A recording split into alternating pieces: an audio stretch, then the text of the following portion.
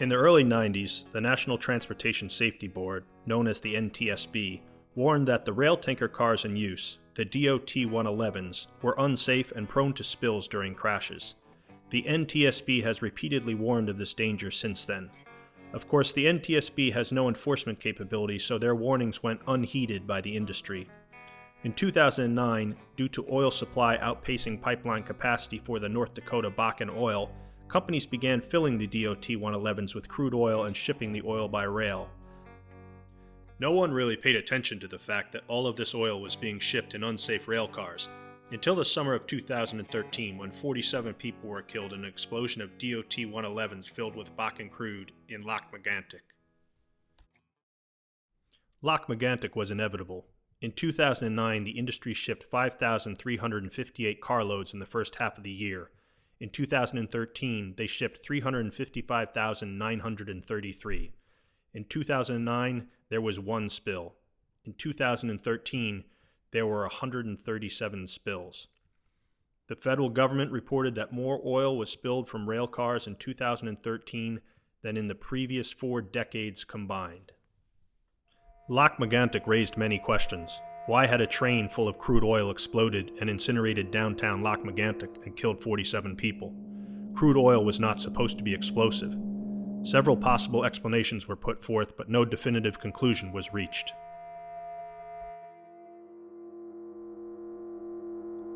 And then another train exploded.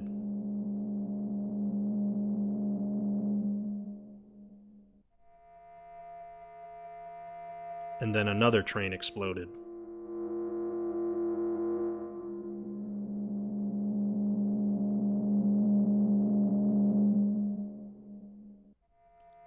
And then another.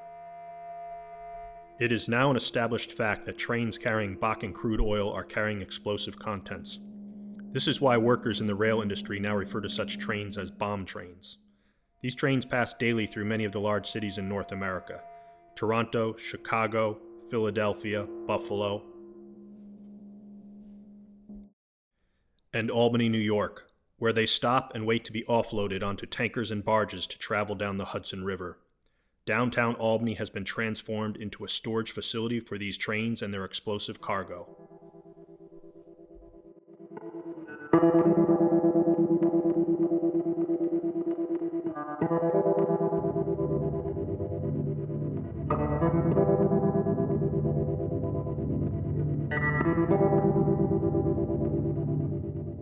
Recently, a pipeline safety official admitted he would avoid buying a home near an oil pipeline, claiming that was just the reality. I wonder what he would say about having a daycare center on the other side of a parking lot from a rail line where they are transporting and storing Bakken crude oil in DOT-111 cars. Because in Albany, that is the reality. In December of 2012, the very first oil tanker was filled at the Port of Albany with oil from the rail cars. A few miles down the river, it ran aground and punctured its outer hull. Luckily, no oil was spilled. Nearly a year later, Dennis Farrar, the DEC's Chief of Environmental Remediation Division, was asked if they were ready to respond to a major event on the Hudson River. He said, "To be honest, I don't know. Until we have a drill or a review of plans or an event, we really don't know." They have been bringing oil to Albany by rail and shipping it down the Hudson for over a year, and they have no idea if they are ready to deal with an accident. It isn't like the DEC can claim they don't know about the issue. They can see the Hudson River from their office building, and they also can see the DOT-111s filled with Bakken crude.